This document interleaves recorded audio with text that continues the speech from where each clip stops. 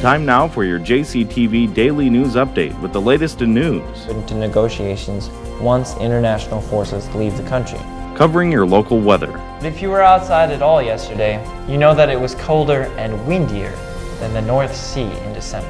And the latest in Jimmy athletics. Straight on, it's Peters hitting from 10 on a pull-up. For your JCTV Daily News Update, here's Matthew Nies. Good evening, I'm Matthew Nies with your JCTV News Update. The Jamestown College Department of Biology is hosting graduate Ray Buckheit as he presents Adventures of a Biologist, 5 months in Antarctica. Buckheit is a research biologist and a 2005 graduate of Jamestown College. The presentation is at 4 p.m. tomorrow in room 213 of Our Lady Hall. The presentation is free and open to the public. According to the Associated Press, foul play has not been ruled out in connection to the disappearance of Josh Blana, who was last seen over a week ago in Kensal, North Dakota. The 26-year-old apparently had a flat tire and was going to fix it as his car was parked beside a rural Foster County road. Authorities have found footprints leading down to the James River. The footprints belonged to Mr. Blana's shoe, which was found near the river's embankment. The search continues as local and state authorities try to solve this mystery. After a cold day, we can expect the weather to stay mostly cloudy with temperatures in the low 40s. Looking at our extended 5-day forecast, we can see that most of this week will be rainy. Tomorrow there is a 20% chance of precipitation. It will be a little warmer though, with highs around 58. Tomorrow night there's a slight chance of rain and some snow showers. Wednesday it will be cloudy, windy, and possibly snowy or rainy. Temperatures will probably not climb over 50 degrees. Thursday will be mostly cloudy with a 20% chance of rain. Friday there's a slight chance of showers as well, but the weather conditions look promisingly beautiful for graduation on Saturday, with highs in the upper 50s and partly sunny skies.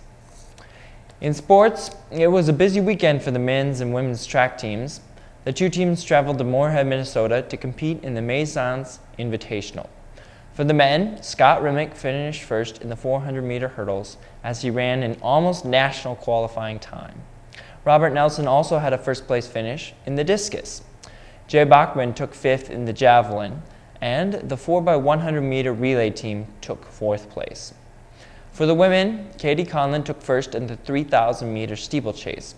Madeline Horning took second in the 800-meter run, and Sarah Skipper placed in multiple events, taking second in the 100-meter hurdles and 5th in the 400-meter hurdles. Marissa Curry took third in the 400-meter hurdles, Alyssa Bossler took third in the 1,500-meter run, Emmeline Bentley took 4th in the 800-meter run, and Annalisa Fouth took 5th in the 400-meter dash. Kayla Remick had a good day throwing as she took 1st in the discus and 4th in the shot put.